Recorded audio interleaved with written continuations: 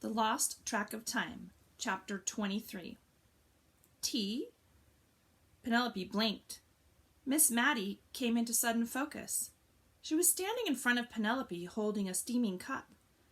Penelope nodded dumbly. Miss Mattie put the cup down on the table. "Careful now, that's full," she cautioned. "Sugar?"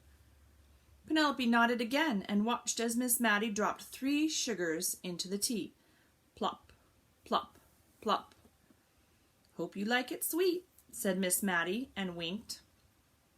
Penelope looked down at her cup. Sitting next to it on the table was a page torn from a calendar. Her calendar. On it were the words she'd just read. 1 today is worth 2 tomorrows. Below the words was a series of blank lines. Miss Mattie sat down at the table next to Penelope and tapped the calendar with her finger.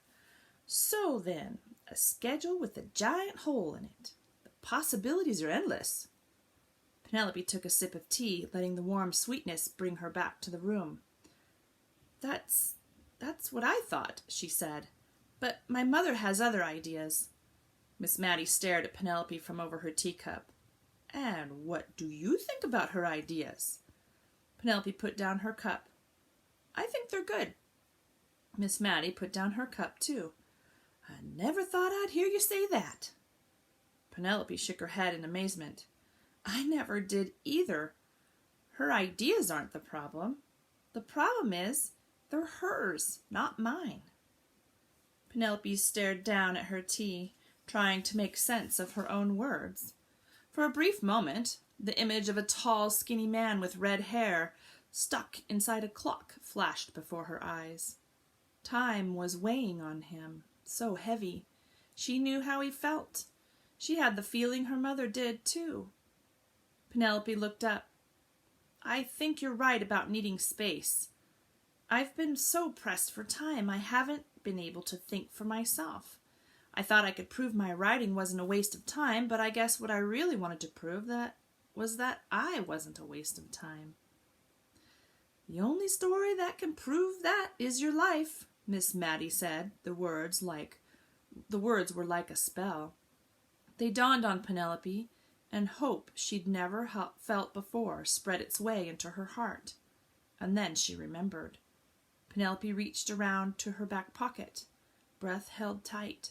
Would it be there? Was the story real, waiting for her to write? Her fingers touched her notebook, and she slowly drew it out, placing it on the table. She almost didn't dare look. Almost. With one finger, she flipped it open.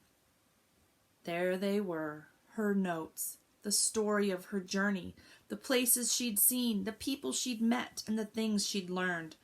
Everything except the end. Penelope slammed her notebook closed. "I have an idea. An amazing idea." "An idea for a story?" "Yes," said Penelope, and gulped down her tea. "A story that might just get published.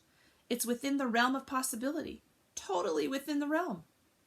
"Oh?" said Miss Mattie. "So you've been there?"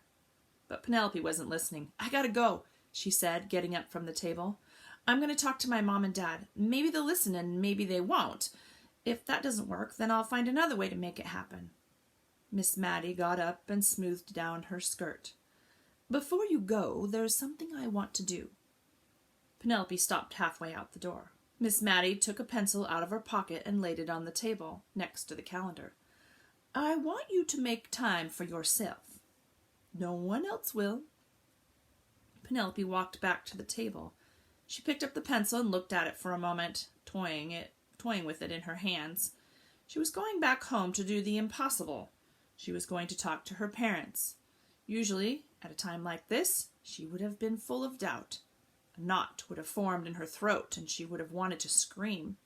But Penelope didn't feel like she usually did. Not anymore.